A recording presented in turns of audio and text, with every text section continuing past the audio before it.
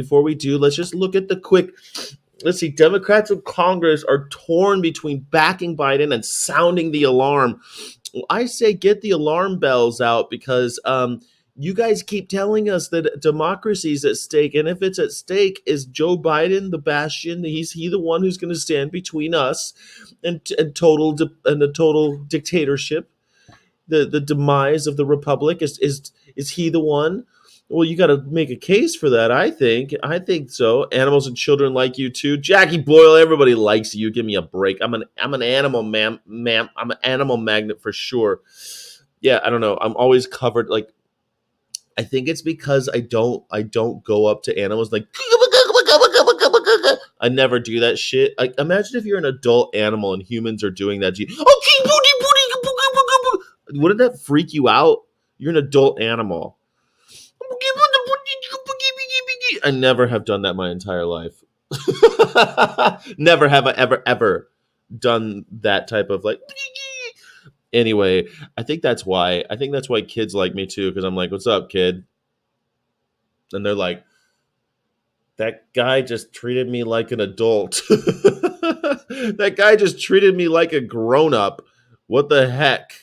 I think that's how they are. I saw Trump supporters say they'd rather vote for Putin as a president than Biden. Yeah, you get those. You get those. There's people out there that said I would rather be a Russian than a Democrat. There's all sorts of stuff like that's at the extremes. Most Trump supporters I know, they really like the okay. The most Trump supporters I've met are either rednecks that don't know anything or rich people who do know something, and you could probably guess the rest.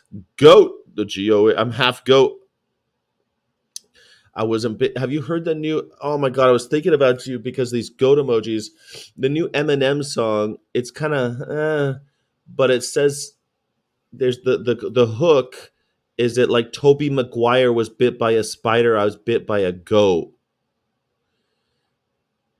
Like Toby Maguire was bit by a spider. I bit like a goat. Something like that. It's an okay song. The new Eminem song. What are you gonna do? So anyway, maybe you guys think that's okay. Supreme Court opinion conferring broad immunity could embolden Trump as he seeks to return to power. Yeah, I would say so. That the Supreme Court just kind of handed it over to him. If this election is close, the Supreme Court's going to be the one to decide it. And you know what happens then? Chaos. Chaos reigns. Yeah, we've already talked about the Supreme Court giving a wide immunity, broadening the immunities of the president. I listened to a thing yesterday about how, well, if Richard Nixon lived today, he wouldn't have resigned because well, actually, he resigned to avoid impeachment, but because people had, like, I don't know, a conscience back in the 60s and 70s, people had consciences. Anyway, and we're going to impeach him. He resigned, but he was gonna have to. He hired a legal team to defend him against his criminal exposure, and who was it? Ford pardoned him to get over. Let's get over this. Pardon him. Let's have America move forward. So he accepted a full pardon, which is what Donald Trump should have done when he was about to be impeached. He would have been pardoned too, and then we wouldn't be in this issue. But he has no conscience. Yes. TikTok is an unrivaled trendsetter. Will its influence last? Will God help us? I hope not. I hope not. TikToxic needs to go. Planning on traveling for the 4th of July? Here's to avoid killing yourself. Don't do it. That's how to avoid killing yourself. Don't do it. Do not travel on the 4th of July. Yeah. That's it. Diamond shrooms, microdosing candies may be linked to death and nearly 50 illnesses, the FDA says. Yeah, that would make sense because if you're giving yourself mushrooms, you're poisoning yourself. That's what mushrooms do. It's food poisoning that makes you see shit. That's what mushrooms do. Be careful out there, kids. Careful out there, kids. Abortion rights advocates said to turn around 800,000 signatures. Arizona ballot measure. There we go. Gotta ban that abortion. A bridge near a Minnesota dam may collapse. Officials say they can do little to stop it. America's falling apart. New Mexico denies film incentive application on Rust movie after fatal shooting by Alec Baldwin. Oh, man, is he gonna get prosecuted or what? Are they gonna put string Alec Baldwin up? I mean, he's Canadian. I thought Canadians have special treatment. I thought they get special treatment. Like they have immunity in America.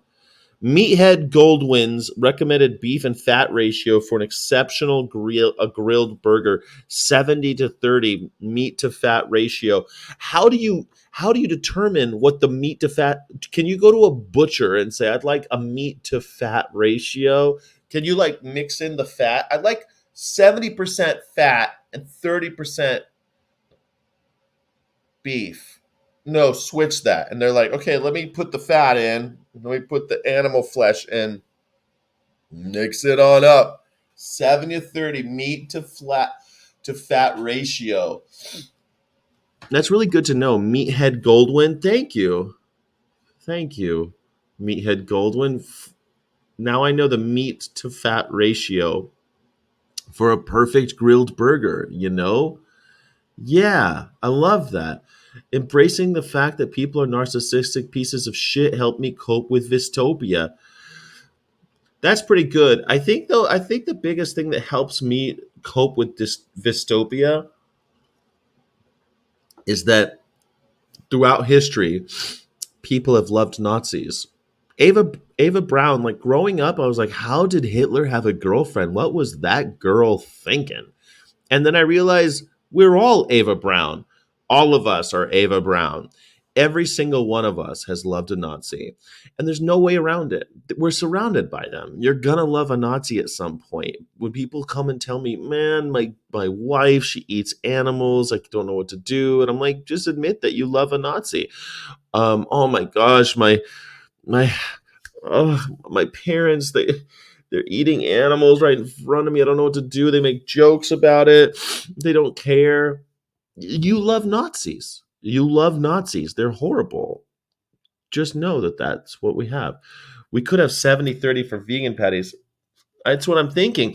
Maybe we should take the Meathead Goldwyn's recommendation of beef and fat ratio for an exceptional grilled burger and make it the standard. This is the standard. And we'll say it's Meathead Goldwyn's recommendation. Hey, we did it. We nailed it. Yeah, that's what we did. 3D printed cultivated flesh. Just saying. I mean, eventually we're going to get there. We'll have either cultivated flesh or a vegan burger that people will eat. But that won't be because of that will be because the world is melting. That's going to happen because the world is on fire. Not because people think that animals are worth anything or that they have souls or anything like that. People say that, oh well, when the world is melting, people are going to just have to eat a plant-based diet. There won't be anything about it, but they'll still, kill birds. They'll still kill all the insects. They'll kill everybody, but they won't really care about animals. They just won't be able to sustain what we've been doing. 16 pounds of grain for 1 pound of flesh is unsustainable. It can't be done. It cannot continue. We all know it. They know it. Tyson knows it. They all know. Smithfield, they know. The writing is on the wall. We cannot continue the way way we've been going. So they'll get a more efficient piece of flesh, lab meat, or they'll convince you to eat plant-based meat. That's how it has to happen. They're already trying. They're the biggest investors in plant-based meats are Tyson, these Cargill, these large groups. They don't care. You think Cargill cares how they get the grain into your face? They care a little bit because they know that they can sell more grain to you through the belly of a beast, but they don't have to necessarily do that. As long as we keep giving them money, that's all they give a shit about. They can continue making lots and lots of hand over fist cash. They don't give a shit what kind of food you eat. They don't care. Not at all. Unsustainable, song by Muse. There you go. Did you see the Hurricane Beryl? Yes, I have seen it. It was in the news. It was right here at the bottom. I didn't mention it because talking about the weather is there is Hurricane Beryl roars toward Jamaica after killing at least 6 people in the southeast Caribbean. Yeah, Hurricane Beryl. It's coming to get you. And what's crazy is that what was the last one? Hurricane Andrew. Beryl's only the second one. This is way too early to have such devastating because they tend to get worse. Because if you think about like the big ones that hit America and kill a bunch of people and destroy a bunch of property, it's usually Irma or Ivan. That's ABCDEFGHI. That's the ninth. That's the ninth hurricane. Beryl is only the second hurricane. We still got 7 more of these things. These hurricanes, they tend to get worse over time, is my point. It's bad. It's real bad. Hurricane Beryl. Beryl. Oh, Beryl. I wanted to bring up something because maybe this is a little heavy for the morning show, but I just wanted to bring it up, see how we do, okay? Because you know that I'm not really the intersectional type, but it's inescapable. Everyone talking about a certain war that's going on. But there's this other thing that's been happening, the Sudanese civil war that's been going on since 2023. It's in the region mostly of Darfur. You've probably heard about it in the earlier 2000s. They've had some problems here before, but for the last 2 years, there's been a major conflict between the forces of the RSF and the SAF. Wait, hold on. Sorry, the Sudanese Armed Forces and the paramilitary. Yeah, I had it right. Sorry, SAF and RSF. That's who it is. So we've had this. We've had this happen before, but nowhere near as bad as it was. As of January 2024, at least 13,000 to 15,000 people have been killed and 33,000 others were injured. As of June 2024, over 7.2 million were displaced and more than 2.1 million others had fled the country as refugees. And many civilians in Darfur have been reported dead as part of the Masalit massacres. All right, so let's just get to where it started. Okay, the war began with attacks by the RSF on government strikes as airstrikes, artillery, and gunfire were reported across Sudan. The cities of Khartoum and Omdurman were divided between the two warring factions, with Al Burhan relocating his government to the Port Sudan as RSF forces captured most of Khartoum's government buildings. Attempts by international powers to negotiate a ceasefire culminated in the Treaty of Jeddah, which failed to stop the fighting and was ultimately abandoned. Okay, so we have the Sudan People's Liberation Movement. This right now, more children are refugees than anywhere else in the world. It's one of the largest in history where children are just being left. We're talking millions and millions of children just left without parents. We don't know where their parents are. It really is, one of the worst things to happen in the history of the world, really. There's not much people can do about it because a lot of people don't even know about it. There's a lot going on here. The Libyan National Army, you've got a lot of stuff that, like all civil wars, it's very complicated, and I'm not an expert on it. I remember when the last big Sudanese conflict was happening. I remember George Clooney going there and Bono going there and seeing the children that are left, because that's what those are the people who end up getting hurt the most. And this was going on when Ukraine. So when Ukraine happened, this happened right after. So when Ukraine was happening, no one was really paying attention to Sudan, and this happened, but no one paid attention. And then Israel and Palestine started popping off. No one was paying attention. People started to think about this for a second, but then Israel and Lebanon, they're getting into it now too. So it's looking really, really kind of scary in the world. And I wanted to bring this to attention just because I do actually give a shit about people who are experiencing extreme poverty and what's happening with kids without parents. And there's the scale of this one. We're talking millions and millions. It's staggering. It's staggering. And this is a part of the world that's, again, has suffered before, and we're unable to establish lasting peace. And, well, I don't know why no one's asking me about this one. How come no one's asking me? No one's telling me to take a side in this one. No one's telling me to take a side. No one's told me as a vegan I have to stand up and take a side in the Sudanese civil war. But it's pretty extreme that something, I don't know. My heart bleeds for these kids. It really does. I was listening to recordings, podcasts and NPR. I listen to a lot of NPR when I'm on the road. And because every city has NPR, but not every city has a decent radio station except for NPR.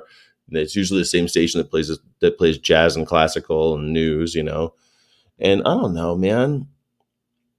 It's like there's certain things when you get into, like, I'm looking 50 in the face, I'm 45, and you get to this point where you're like, man, there are these echoes that happen through time where you're going, we have to do something to stop the cycle. There has to be something that we can do.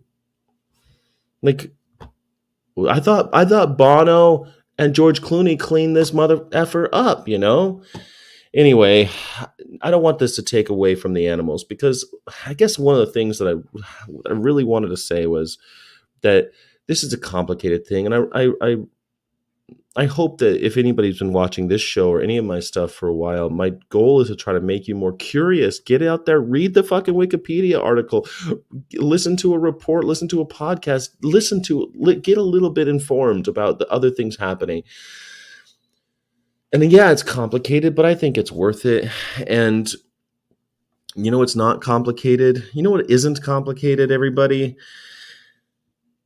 It's not hard to not abuse animals. It's so hard to not abuse animals. Carnies can fuck themselves. Go fuck themselves. This is a show for vegans.